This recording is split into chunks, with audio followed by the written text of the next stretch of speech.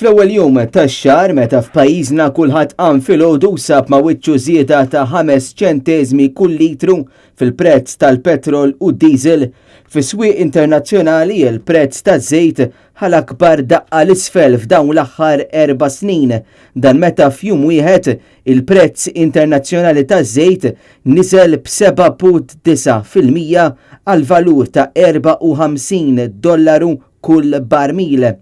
Dwar l-aħħar sidiet fil-prezz tal-petrol u d-diesel, Net News ħal kummenti tal-Viċi Kap tal-Partit Nazzjonalista u kelliem tal-Oppożizzjoni għall-Enerġija David Aġus illi sostna li l-Partit Nazzjonalista se jibqa' jinsisti biex il-Gvern jagħti sussidju lill-familji. Irridu naraw anka il-Gvern x'irid jagħmel, il-Gvern Labursa x'irid jagħmel biex il-familji Maltin ma jbatux. Infatti għandna taxxa aħna fuq il-petrol u fuq il-diesel, għandazzju fuq il-petrol u d-diesel, hija fost l-ola fl-Unjoni Ewropea u allura l-appell tal-Oppożizzjoni huwa biex joħseb il-familji Maltin, speċjalment dak l-aktar batuti, billi jagħti kumpens u dak il-flus li jieħu l-Gvern mid-dazzju u mit-taxxa jirritornaħ lura lill-poplu Malti u għawċi. Iż-żieda fil-prezz tal-petrol u d-diesel se tfisser piż kbir fuq il-familji u n-negozji, partikolarment issa meta pajjiżna kif żvela l-Ministru tal-Finanzi nnifsu jinsab riesaq lejn perjodu ta' slowdown ekonomiku.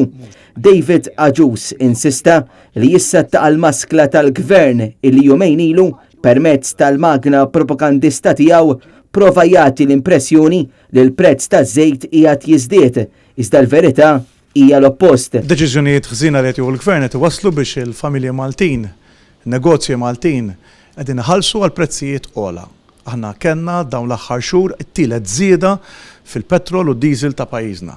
Kellna wkoll fl-aħħar ġimgħat żieda fil-ħobs, kellna żieda wkoll anke fil-ħalib. Dawn huma affarijiet essenzjali ta' kuljum.